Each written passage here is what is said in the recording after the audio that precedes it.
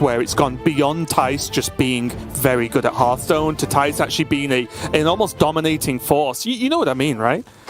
This is what it means to go even further beyond Raven, yeah. I mean, Thijs has just ascended to whole new levels, and it did not even take him 12 straight minutes of screaming to get there. He is an incredible Hearthstone player. Again, I've told this story multiple times. People know the deal with me at this point. Sometimes I'll just make inflammatory statements to see if I can get a reaction.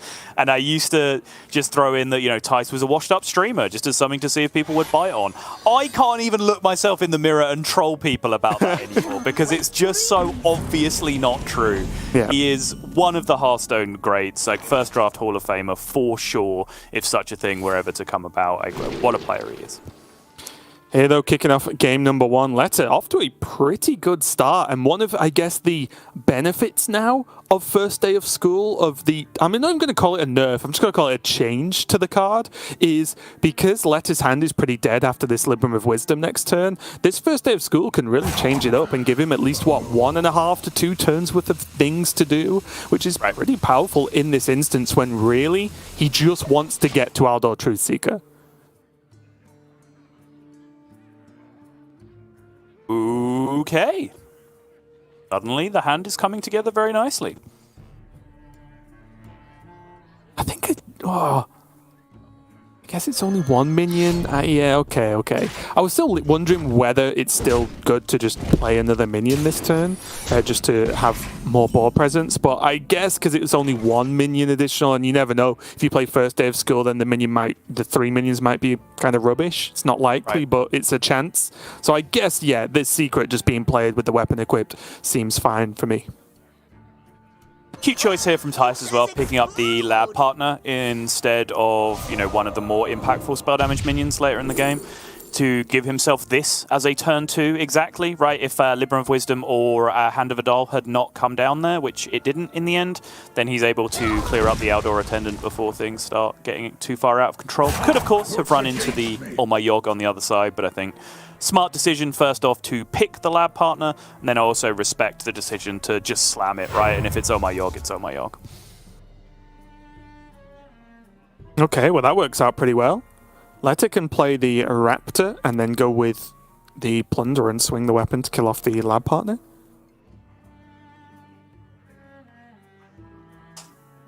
Seems pretty good. I don't think there's much worth in playing the Blood Sail at the moment. Although it won't be bad in the game in total because of its effect, but just right now there's no weapon to really gain anything from. Right. That's where that Underlight Angling Rod is going to come in clutch. Big turns ahead, guys.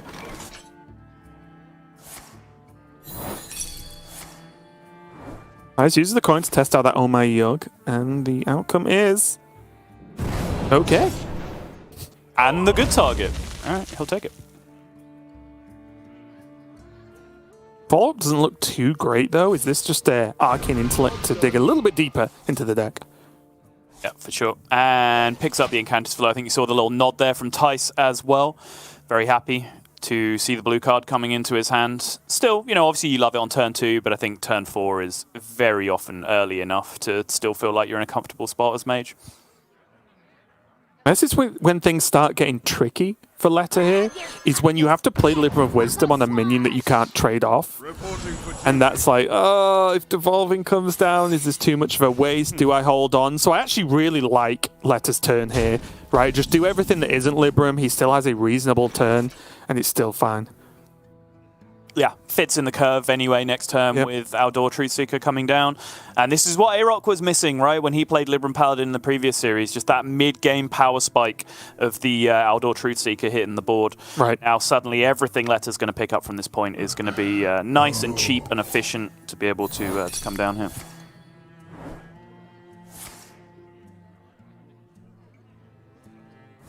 Oh! Well, okay. Maybe no Incantus Flow for you, Thijs? Raven, it's time. Imagine being Tyson. I thought you were going to say, Raven, it's Thijs. And then just stop. I'm like, yeah, okay, yeah, both are true. Raven, it is in fact tea time with Tyson. It's just not a bad turn either, right? It's so good. If he was always going to Incanter's Flow, then having this 1-mana Brain Freeze to kill off the... Great! Perfect. Yeah, the problem is, of course, like, that Brain Freeze almost always makes the board worse, right? Like, Galloping Savior, Avenge, either of those scenarios come down, then you dealing with it. Although, actually, I think Leta's deck doesn't play Avenge, right? He's just playing Savior and Yogg, to my recollection. I'm going to check that. 2 Galloping Savior, 2 Yogg, and that is it. Yeah.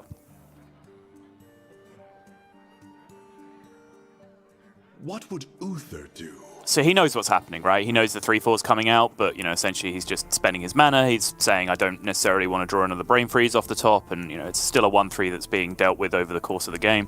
At some point, he can just deal with this horse whenever it becomes appropriate. Also, now Aldor Truthseeker along with Libram next to the horse, say, would be pretty good, right? Because you're less bothered about Devolve when you have 4 minions on the board. Yeah. Yeah, Tyson could still go like Ping Devolve or like Combustion Devolve, for example. So, you know, Leta might still just choose to hold on here. If he, yeah, he does. Wow, they're very, very greedy with this Libram of Wisdom. At the fear of the devolving missiles coming out from the other side. I guess going into turn 5 as well, if there's...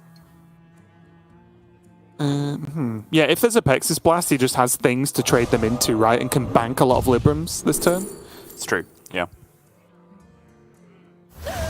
Flamestrike very strong, Flurry also very strong. He goes Flurry in the end, which I do respect.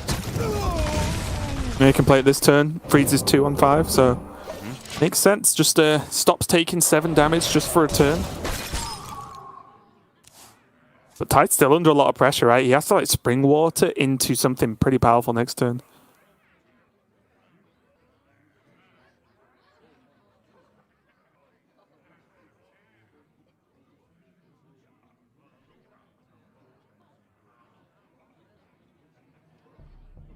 I'm going to throw the book at you. Nothing too crazy option-wise there for Leta. I think it was always going to be the Truth Seeker. But like I said, Tyson now, the 6 health on those Truth Seekers is just everything in this matchup. Yep, for sure. And look at this guy having to pay an entire mana to draw 2 cards. Disgusting. How dare the game make Tyce have to spend that much mana? Do you know who this guy is?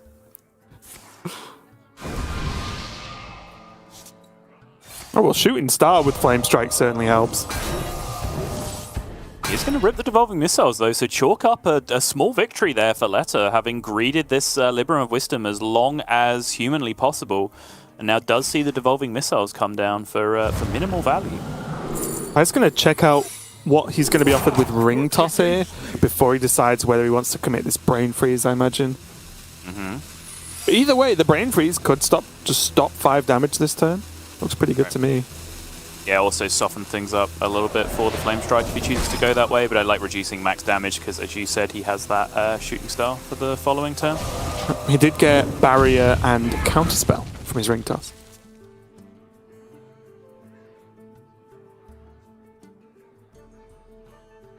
Now, having seen Devolving #1, is that the trigger point for Leta? I would generally think so, because the Libram of Wisdom here not only helps him to play around some things, but also sets up for the Flame Strike. So I think he does go for it here. Yeah, obviously the bad news that it's Counterspell on the other side, but I think, you know, him playing it there is something that he would be relatively happy even to see if it does go off, because even without the Hand of Adal, just the Libram would have brought him outside of Flame Strike range. Right.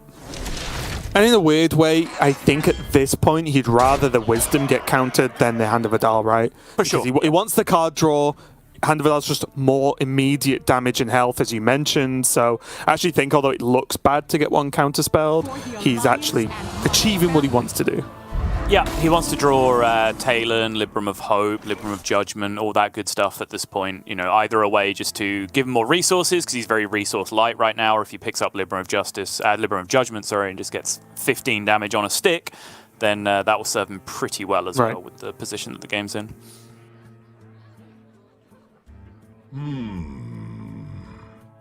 Now, once more, Flame Strike just isn't really going to cut it. It's like Fireball, Ping the Shield, Combustion, just to turn Pretty good, it. right? Yeah. Yeah, it's pretty good. Certainly don't mind it.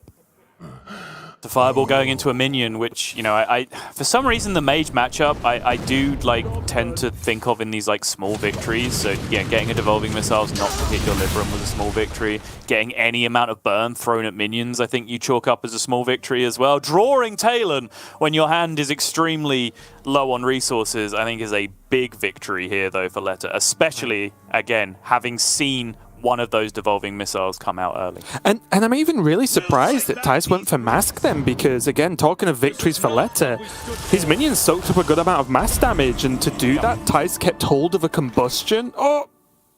Well... Unfortunate for Leta that devolving number 2 has decided to show up. Yeah, I think 9 cards left in the deck for Thijs at this point, which means, you know, he's kind of unlikely to get there with direct damage if Libram of Hope is drawn from Leta. So I think his usage of the mask there was just as if to say, like, well, you know, I have this font of power in my hand, so if I just clear up the board, then maybe I can just win with minions with the way that this curve works out. And honestly, picking up an Astromancer Solarian plays quite nicely to that plan overall. It was just a surprise that Combustion actually still would have cleared the board, right? And he could have just retained Mask, which was I think there was a 1-1 left at the end if he used Combustion instead, but yeah, not a big deal. Right. Oh, yeah, that'd be what, because he pings the shield, right? Yeah, okay, yep. So it's that 2 soul shares now for Thijs? Mm-hmm.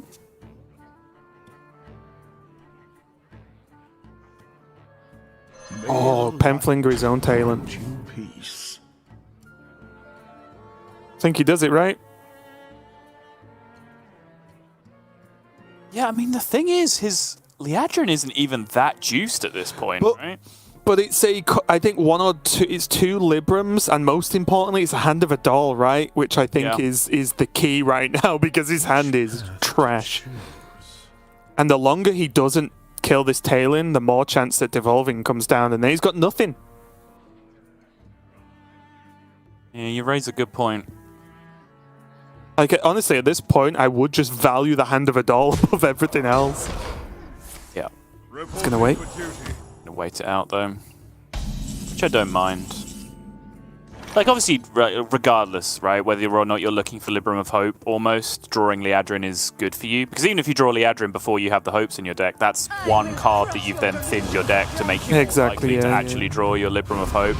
So I do respect it, but, like, you know, Penflinger and Libram of Justice are, you know, big tools here that he perhaps wants to hold on together, particularly because he saw the big font of power come out on the previous turn, right, from Thijs, that he feels like he might need maximum clearage on the other side.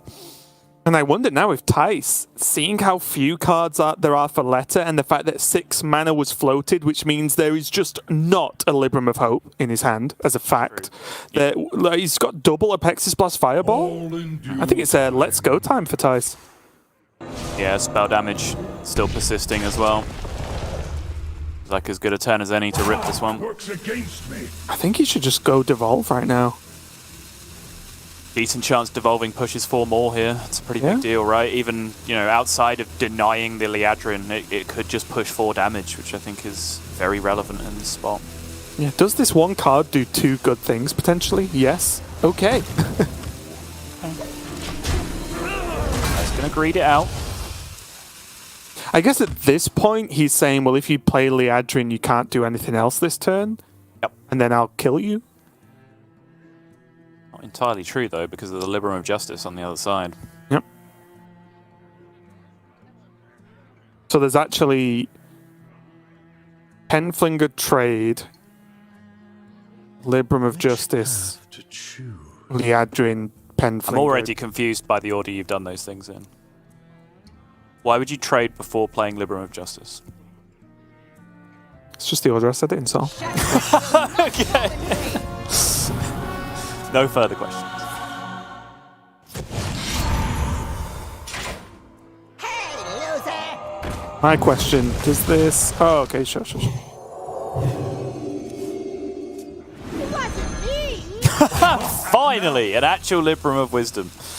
Leta played it once this game, and it was counterspelled up till this point, so that is the most miserable looking Liadrin I've ever seen.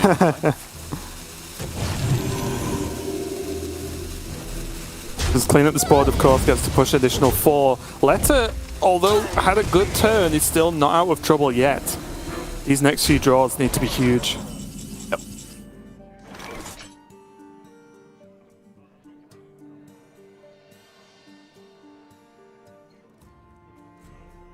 Also, that Apexis Blast now being deactivated because the Solarian is in the deck.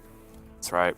Won't be for long because there's only 4 cards left, but I don't even know if this game's going to go to 4 cards at this point, or 4 draws at least. Yeah, and I don't think Thijs will be overly concerned about it either way. I think Apexis Blast is much more valuable here as 5 damage than anything else.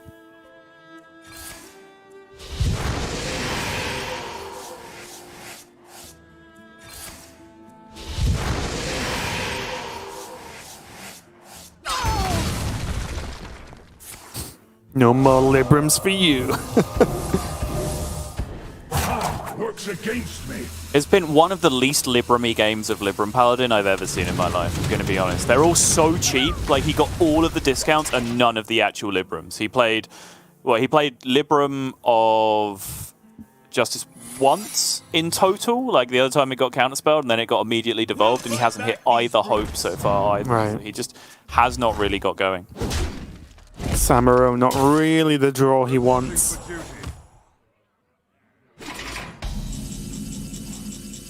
And now I believe Thijs has seen both Yogs, right? So he knows it's not Oh My Yog.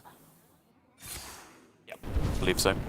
Gonna test it anyway with the combustion, no problem there, and that means game number 1 is gonna go to Tyson. Leta just could not get the ball rolling, right? He just never had a good enough hand. He couldn't get to those Librams, and the Librams he did have got shut down very effectively by Thijs. And it's just the most Thijs victory ever. Just Apexis Blast face, Fireball face, sip of tea, and then I believe, although we couldn't hear it, he even made the refreshment noise at the end of it as well, just based by the shape of his mouth as it came away from that mug of tea. But yeah, very nicely played game in the end from Thijs, I think.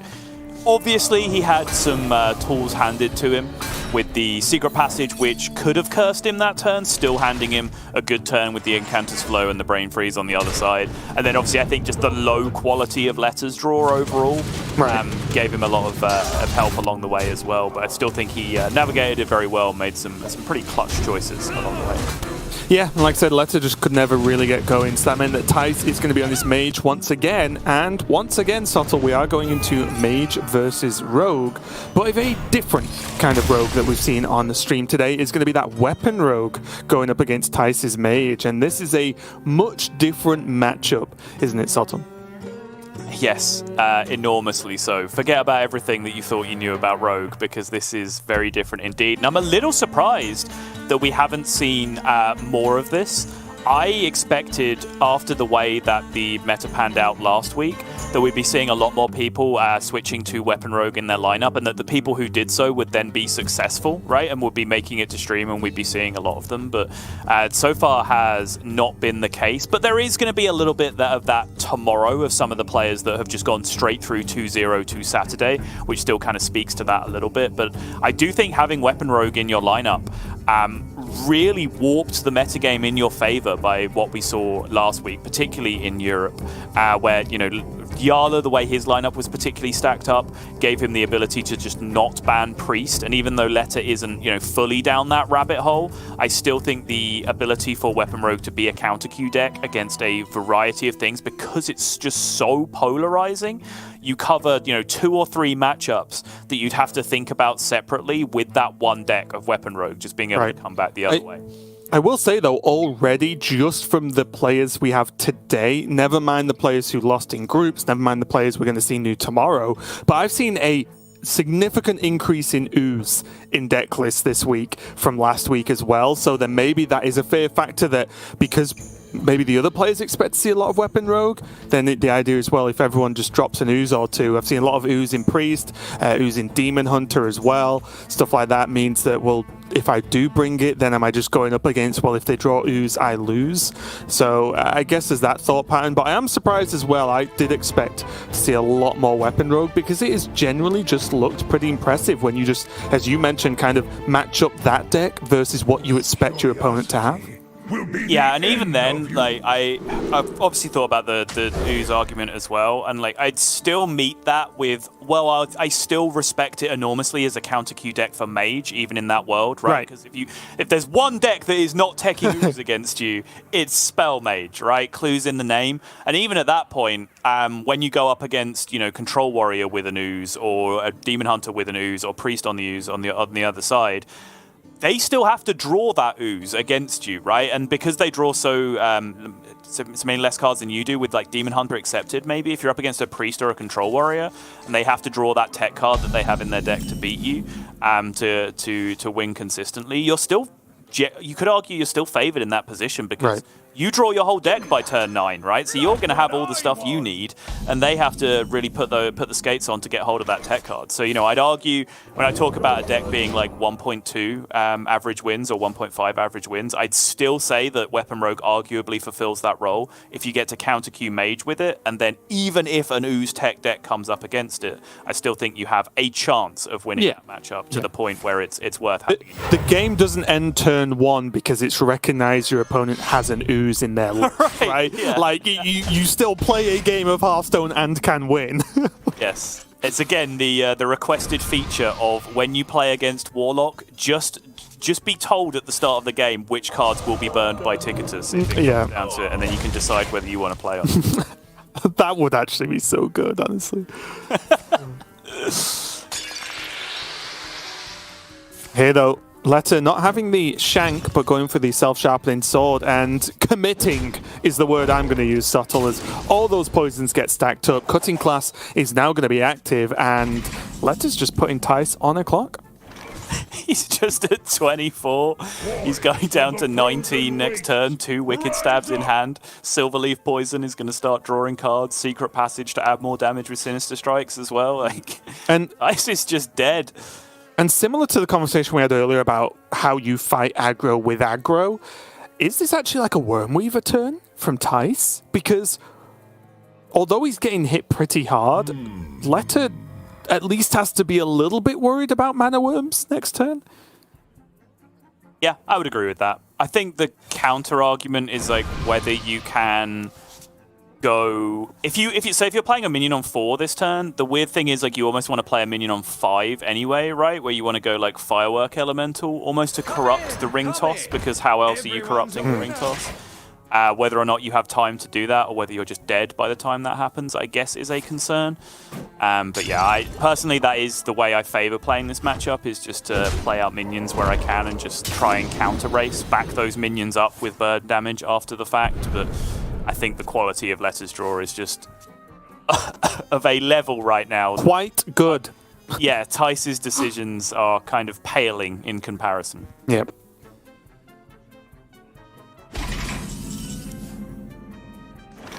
Okay. I think if you Thijs, you just Apex. Well, okay, you can Spring Water, but I think it's Apexis Blast. Hope for a God roll on 5. Yeah, seems reasonable here. This is a Mazaki game, a Earth Elemental game, or just something, anything at all that will delay this. But he is actually going to go for that Wormweaver now, and this is the situation I mentioned where Leta might choose to not care about the Mana Worms, but he at least has to think about them, because you've also seen the flow, right? So you don't know how much those worms are going to do next turn. Digging for prize plunderers here, first and foremost, I would imagine. If he can't find those, all that. Pick up the Cloak of Shadows instead. Yep, and Cloak of Shadows is going to wrap this one up, I believe. Unless there is a miracle on side for Thijs, because back in Leta's original hand is Sinister Strike, Stab for 11 more damage on top of this weapon swing on the following turn. So Thijs is going to need bare minimum Ice Barrier to recover from this spot. And even Leta now has that secret passage and prep, I believe, will stay in his hand for next turn. But he's going to prep the cloak now, I imagine, and then have the secret passage for next turn. Choose soon. Looks good to me. Okay, he's just going to use it now.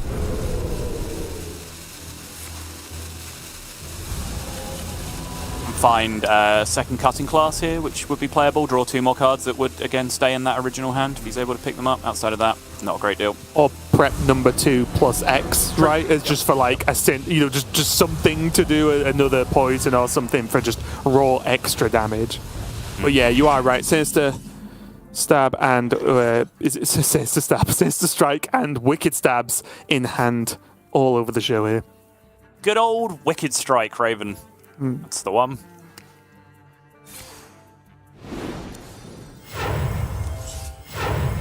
Unfortunately for Thijs, no way currently to get this ring toss corrupted to increase those chances of Ice Barrier. In his own mind, I don't even think he will necessarily be 100% focused on this ring toss. He might just decide that he needs to play around it on the other side. But picks up the counterspell instead of the Ice Barrier, which we can see is not going to be good enough here.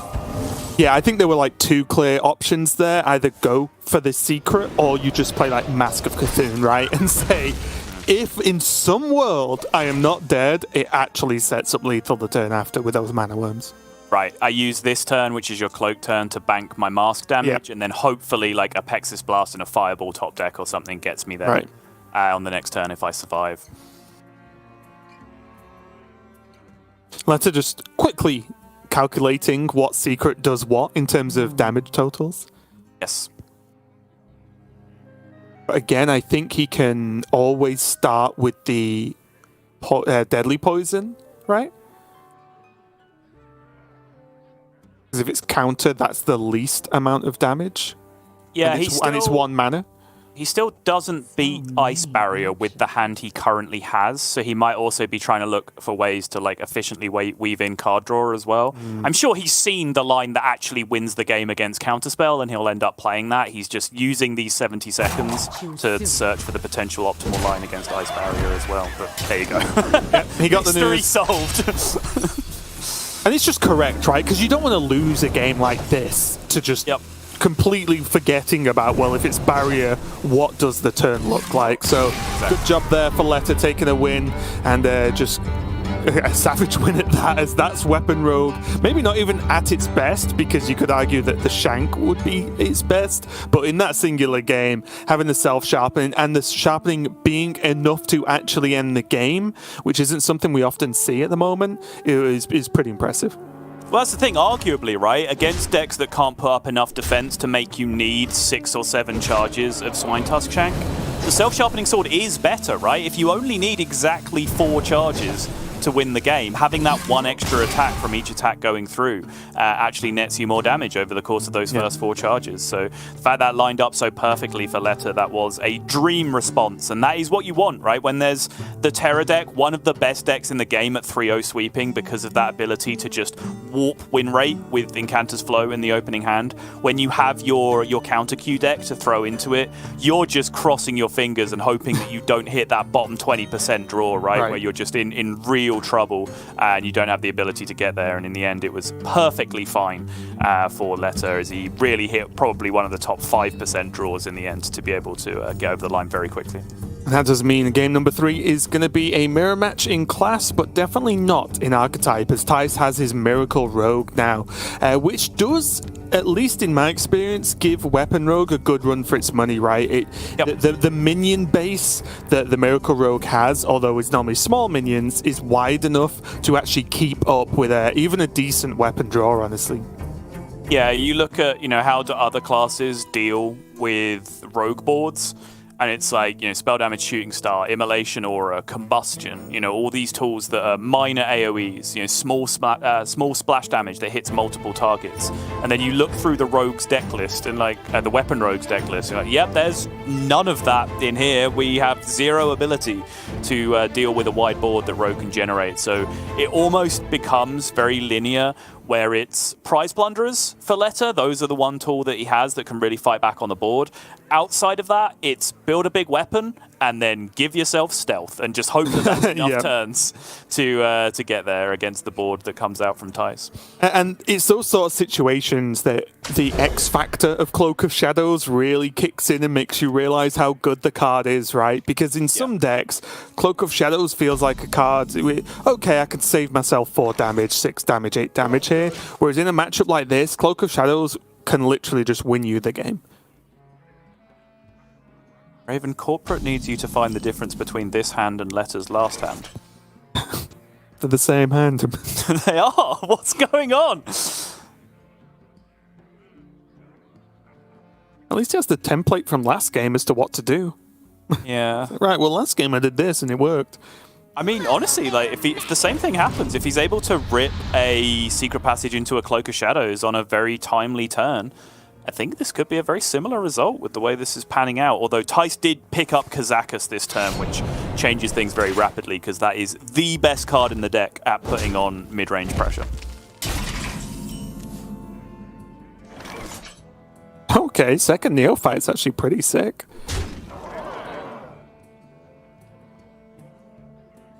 You mean third Neophyte?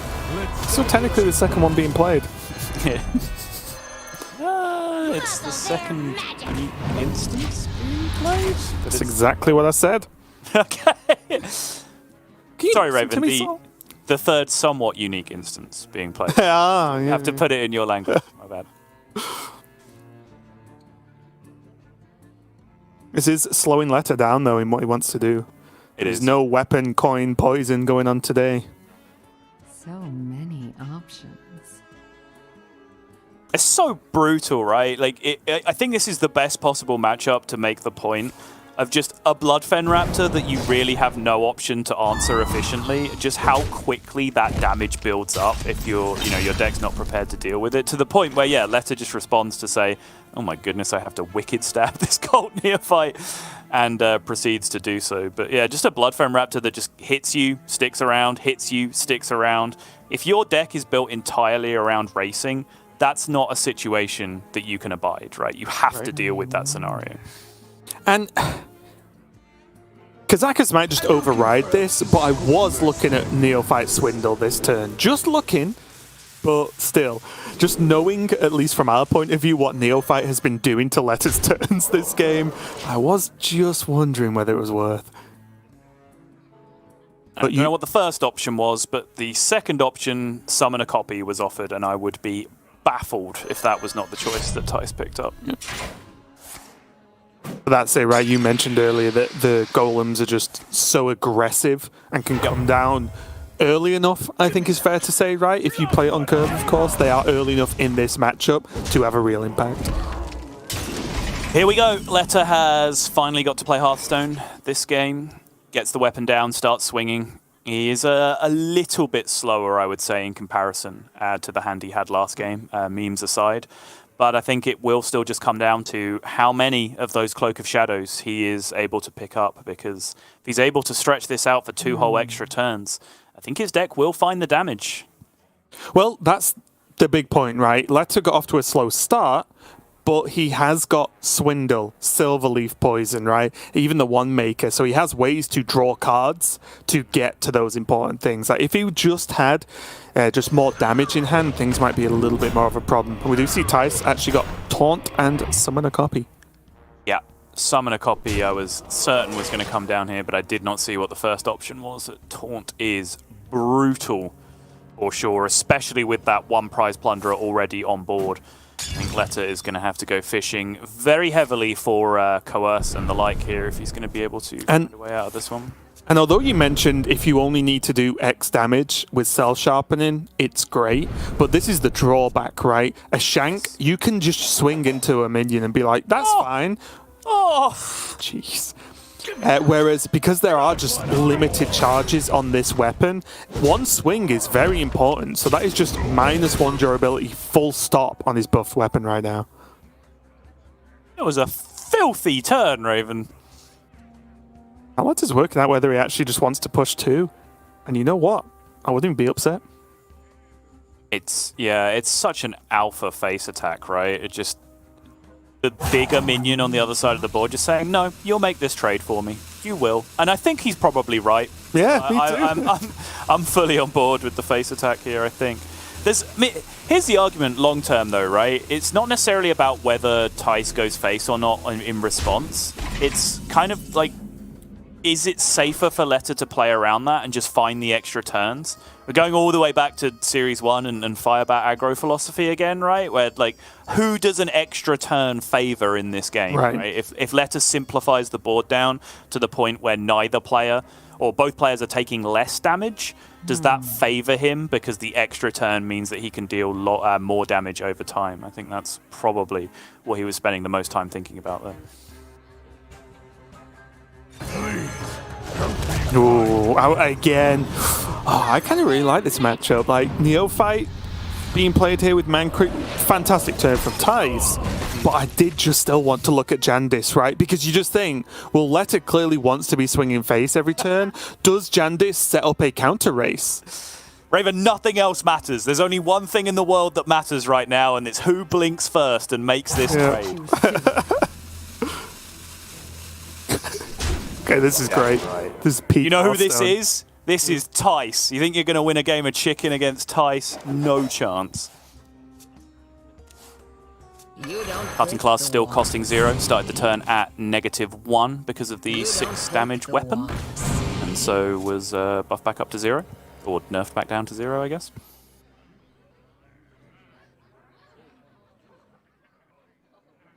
Yep, I got a slight technical issue on my end, so give me a second. Okay, Yoink has been picked up off the Wand Maker. I'm back. Obviously costing 2, so there's only really one thing left that Leta can do. Oh. He does get the juice, the 0 mana Hunter hero power. The question though, Raven, the only thing that matters, does he blink? Face. No. Oh! You just don't beat Thijs. You just don't beat Thijs. Yeah, what a god. Just a fact. You'll notice that Leta preserved some self-respect there by trading into the different minion, so he didn't lose the game of chicken with the Tenwu, right? That's important. Yeah, he just made sure Thijs didn't win the game of chicken with Tenwu. Exactly. Thijs going fishing with the secret passage. Well, this is a selection of cards that kind of all work together in a funny way.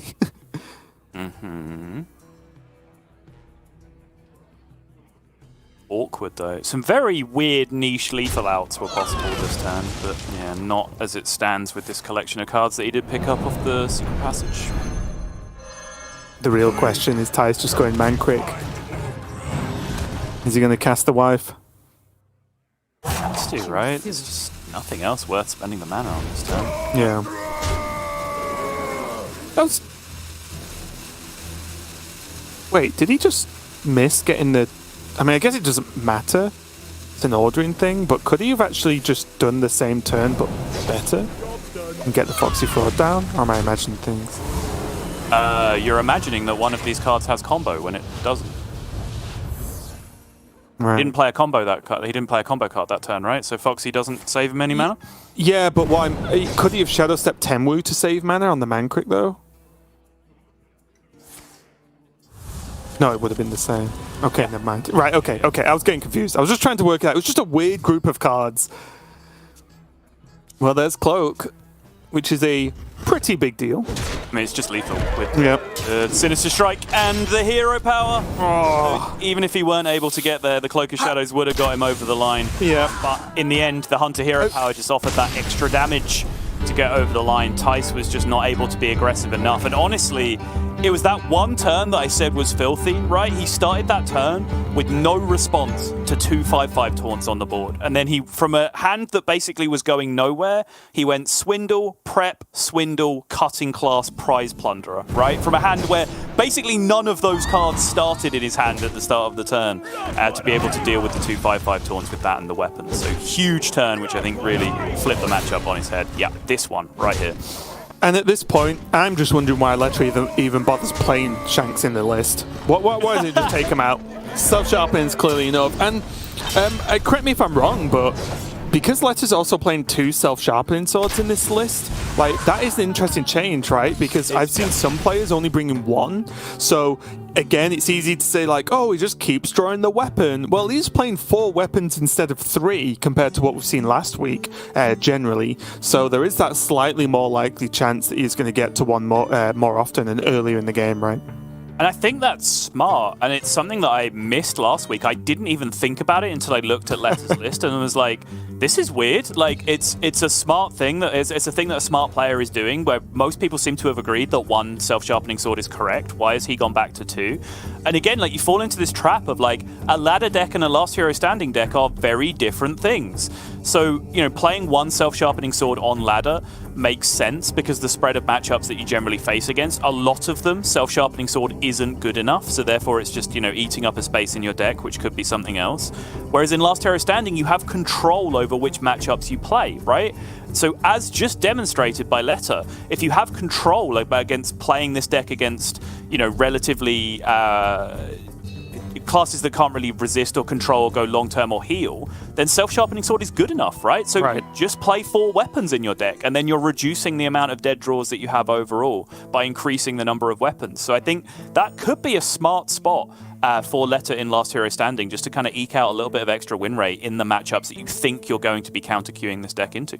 And it does mean Thijs is now on his Rush Warrior as his last deck. And again, this might look a little bit weird, but I actually think this is still just a really good matchup for Leta, because the Warrior doesn't really run tons of ways to stop Leta just hitting him in the face. And once more, that card you see second from, well, in the middle now, I guess, that Cloak of Shadows just stops the Warrior doing anything for a whole turn, right? Because this deck is just fully reliant on minion or weapon-based damage. Yeah, absolutely. I think it's a deceptive matchup for sure, because first things first, you know, Warrior can have some very slow hands, right? It can take some time before they actually play anything super relevant, at which point you might have just taken 15, 16, 18 damage already from the first weapon coming down from your rogue opponent. And then, as you say, like, we keep bringing it up, it's almost as if this is a very meta warping card, which has some quite worrying long-term implications for the game. But Cloak of Shadows can just throw a wrench into anything when you're a straight up minion focused deck on the other side. So yeah, I think on the surface, I think if you sort of, you know, snap judgment, you have 1 second to answer this question, who's favored in this matchup? They might say Rush Warrior, but if you stop and think about it for a little bit, you understand it's a lot closer than you might think at first. Yeah, and Leta has access to his self-sharpening sword once again. Locked and loaded, and Tyson is starting to feel it now. He's just the shake of the head. He's like, okay, that's 3 for 3. Feels bad. It's weird, right? Because, you know, how lucky or unlucky is this? Because it's 3 for 3, but it's 3 for 3 on, like, the bad bonus weapon. And Leta's played to this. There's twice as many self-sharpening swords in his deck as most players play. You know, this is a deliberate outcome that he's come up with. And if he ends up sweeping the series 3-0 with 3 triple S's, you just have to say, like, well done. Good deck building, you know? Like, you have been rewarded for the way you've put your deck together. Yeah, I think it's tough, right? On one hand, we say a lot, especially you, say, oh, well, you know, 1 card can change things. 1 card isn't worth it to an extent. But also there's the other side where you say, well, actually, 1 additional card of the same thing doubles the amount in your deck, right? Which, even though it is just 1, the actual doubling effect does make a big, big difference. I feel like I'm being misrepresented here. Isn't my point the opposite? That, like, having 1 card different in your deck is a massive change that actually affects a lot of things significantly by, like, a number of %, which is a big deal. Isn't that well? No. Okay. Either way, you're wrong and I'm right. And most importantly, Leta is hitting Tyson in the face with his self-sharpening sword and still has a coerce to kill this early Tent Trasher. Which is a big deal. Yes. That's 5 damage he doesn't have to take this turn. That's 5 damage that means he can preserve and maybe stretch out this Cloak of Shadows for a whole additional turn, right? If he doesn't take 5 this turn, which I think is pretty big. And we've already seen today that early Tent Trashers win games. True. It is tough, though, because it is going up against, like, Swindle this turn, which would be really nice for Leta, but I do think, and he seems to agree, that you're killing a 5-5 that's come down on turn 3. Like, it's just worth. Yeah, so there's two downsides that I can see to that Coerce. The first is that he potentially leaves a Swindle stranded in his hand on the following turn that he can't combo activate. And the other being that, like, Tent Trasher is a big minion, but it's not a banner minion in the deck, right? It's not a Rakara, like a thing that's going to run away with the game if you leave it alive. So maybe a Coerce might have been better preserved for that. But overall, like I stick by my initial argument was take 5 less damage, and that's probably a whole extra turn you get to go without playing Cloak of Shadows, which is such a big deal. Oh, and a nice activator for Swindle here as well, leaving Leta with 2 mana to do something with the cards he draws. There's another poison, or maybe it is just one maker. But my question here, Subtle, is should Leta skip on this one maker going into turn 5 against Warrior? That's a good question. I kind of look at it the other way. It's like I'd like to skip on this Paralytic Poison because Paralytic Poison on Self-Sharpening Sword is kind of counterintuitive. The reason why Paralytic Poison is so good on Swine Tusk Shank is because when you have Shank, you have so many charges that you can afford to slap minions with it, right? You just don't generally have the health total to support that. Paralytic Poison kind of does nothing on Self-Sharpening because you don't have the luxury of attacking that thing into minions anyway. So I actually kind of like spending the mana on the one rank there instead. But I totally take your point of turn 5 Warrior, and I think that is a good thing to raise. The Rakara has now hit the board though, so Leta has to work out. Never mind, he has Prize Plunderer, not a problem. Yeah, now just drop in that poison for the 1 extra damage because he has nothing better to spend his mana on this turn, and then go and digging. Oh. There's just no Shanks in his deck. They don't exist. It's just Self-Sharpening Swords. It's 4 Self-Sharpening Swords. Yeah. I'm really surprised he just is, at least for now, okay with Rakara potentially living this turn. I mean, who cares? Look at the damage. I guess. Look at the damage, Raven. Yeah, I guess it's 1 turn of these exact minions attacking because he's not playing minions. And then he has Cloak, right? So it's just, yeah, wow. Wow. That's all I've got. That's my deep analysis and professional commentary there. Wow. What has this series been, Subtle? What have we become, Raven? Is this Hearthstone now? Yeah. But yeah, I mean, what are you going to do about it, right? Absolutely disgusting series for Leta up until this point. But there's the Sword Eater. Okay. It's the one tool that Thijs needed that might have just given him the opportunity to get out of this one, because remember, this is now the last weapon charge for Leta, so it almost has to go face in the spot that he's in. He really is not going to have the time to build up another another Swine Tusk Shank at the same level to deal damage. And that was the worst draw in his deck. Weird to say from Shank, right? Because otherwise he could have... Passage. He needs the Coerce. He needs the Coerce, Raven. There's prep. He aimed something. Yeah. Yeah. Okay. Coerce.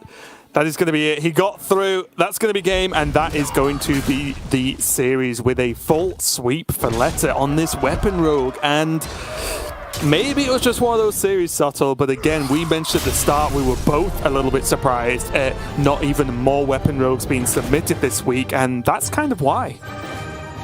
That's exactly why, yeah. Honestly, it's kind of weird and bizarro world to me because I feel like last week, in multiple series, Rogue had the opportunity to 3-0 sweep and kind of got scammed out of doing it. I feel like, you know, Rogue deserved about 1.5 to 2 3-0 sweeps on average last week, and we just didn't get any of them because, you know, randomly generated Bulwark of Azzinoth and all that kind of thing came out on the other side to mess it up. Whereas this week, as you said, people are coming a lot more prepared for it. I don't think Tyson was necessarily well prepared for it, but I think the field on average have kind of recognized that this is a real threat if you don't stack up oozes in your decks.